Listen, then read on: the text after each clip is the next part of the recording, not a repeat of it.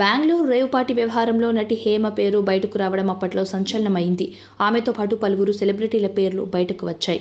అయితే ఆ సమయంలో మీడియా తన పరువు తీసిందని తాజాగా హేమ ఆవేదన వ్యక్తం చేశారు. తాజాగా ఆమె మాట్లాడుతూ గత 35 సంవత్సరాలుగా నేను సంపాదించుకున్న పరువును మీడియా ఎలా భూస్థాపితం చేసిందో మీ అందరికీ తెలిసిన విషయమే. అది లా అండ్ ఆర్డర్ మ్యాటర్ కనుక వెంటనే బయటికి రాలేకపోయాను.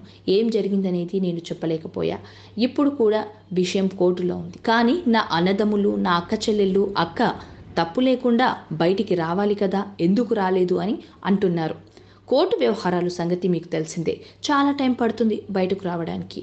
సో వచ్చినప్పుడు ప్రెస్ మీట్ పెట్టి మరీ ఏం జరిగిందో చెబుతా అని హేమ పేర్కొన్నారు. తన గురించి మీడియా లేనిపోని అవాస్తవాలు ప్రచారం చేసిందన్నారు. అంతేకాదు మీడియా తనను బ్లాక్మెయిల్ చేసిందని, సెటిల్మెంట్ చేసుకోమని కొందరు తనకు ఫోన్లు కూడా చేశారని ఆరోపణలు చేశారు.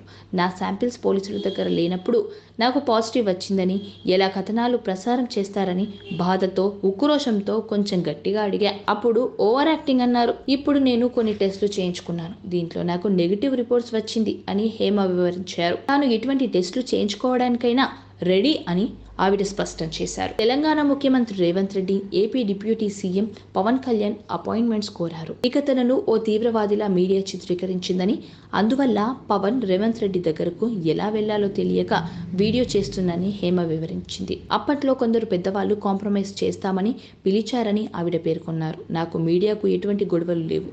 నేనెందుకు రావాలి? నేను తప్పు చేయనప్పుడు ఎందుకు సెటిల్మెంట్కు రావాలి? నన్ను ఎవరెవరైతే బ్లాక్మెయిల్ చేశారో వాళ్ళ ఫోన్ నంబర్లు నా దగ్గర ఉన్నాయి. నా నంబర్స్ కూడా త్వరలో అప్డేట్ చేస్తా అని హేమ చెప్పారు. సబ్స్క్రైబ్ చేయండి. Please do subscribe to. Please like, share and subscribe to top Telugu TV.